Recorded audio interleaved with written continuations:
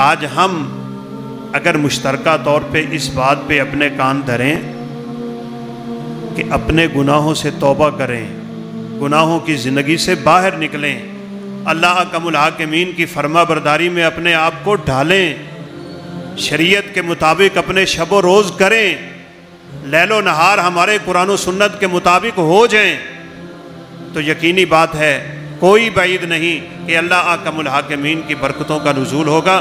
جب اس کی برکتوں کا نزول ہوتا ہے تو مسلمانوں کے حالات اللہ احکم الحاکمین بدل دیا کرتے ہیں۔ ان اللہ لا یغیر ما بقوم حتی یغیروا ما بانفسہم، اللہ اس وقت تک قوموں کی حالت نہیں بدلتے جب تک وہ اپنے آپ کو نہیں بدلتے۔ ہمیں اپنے آپ کو بدلنا ہے۔ یہ ہمارے سکولوں میں، کالجوں میں، یونیورسٹیوں میں، آپ میں سے بہت سے لوگ ہوں گے اسکول پڑھانے والے، کالج پڑھانے والے، یونیورسٹیاں پڑھانے والے، ان کو وہاں پہ کوشش کرنی ہے کہ ان بچوں کو دین سکھایا جائے۔ چھوٹی چھوٹی بچیاں ڈانس کرتی ہوئی نظر آتی ہیں، چھوٹے چھوٹے بچے گانے گاتے ہوئے نظر آتے ہیں، ان کی ابتدا اور ان کی پرورش خالصتاً غیر اسلامی کی جا رہی ہے۔ ہم اپنی آنکھیں بند کر کے کبوتر کی طرح دیکھ رہے ہیں کہ معاشرہ کیا کر رہا ہے۔ ذمہ داریاں بنتی ہیں، آپ وہاں پہ جائیں، جو وہاں پہ تدریس کر رہا ہے وہ اپنی پوری کوشش کرے اس ماحول کو تبدیل کرنے کی۔ اگر آپ سمجھتے ہیں، مجھے ایک دن بھائی عرفان نے گروپ میں بھی یہ میسج کیا تھا، کسی بہن نے سوال کیا کہ جہاں میری بچیاں پڑھتی ہیں وہاں ہماری بچیوں کو وہ سر پہ دوپٹہ نہیں کرنے دیتے، ہم کیا کریں؟ کرنا کیا ہے؟ اپنے بچوں کو وہاں سے نکال لیں۔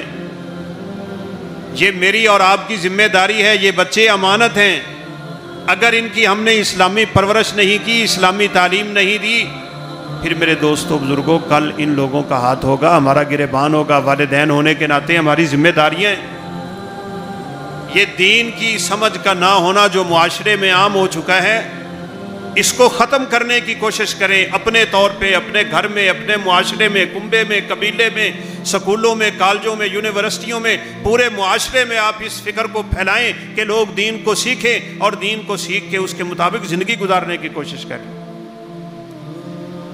ان کا نصاب ایسا عجیب ہے کہ وہاں دین نام کی شے کوئی نہیں، ان کو پڑھایا یہ جاتا ہے، ان کی سوچ ہی یہ بنائی جاتی ہے، ان کو فکر ہی یہ دی جاتی ہے، ان کی تربیت ہی ایسے ہوتی ہے، ان کی پرورش ہی یہی ہے، ان کی نشو و نما یہی ہے۔ بچہ چھوٹا ہوتا ہے، اس کے پیچھے وہ بیگ جس میں انگریزی کتابیں ڈالی ہوئی ہیں وہ بچے سے زیادہ بڑی ہوتی ہیں۔ ہم بچوں کو بچپن میں، یہ ایک بڑی ہماری مصیبت بن گئی ہے کہ بچے کے وہ ابتدائی دن جو اس نے اپنے گھر میں گزار کے ماں کی گود میں بیٹھ کے سیکھنا تھا، اپنے والد سے سیکھنا تھا، گھر میں ان کی نمازیں دیکھنی تھی، ان کے قرآن کی تلاوت دیکھنی تھی، ان کے ذکر و اذکار کا معمول دیکھنا تھا، ان کو دیکھ کے اپنی زندگی کو سنوارنا تھا، اپنے ابتدائی ایام اس نے ماں کی گود میں دیکھنے تھے اور اس سے تعلیم حاصل کرنی تھی۔ وہ آج ہم بچے کو دے ہی نہیں رہے۔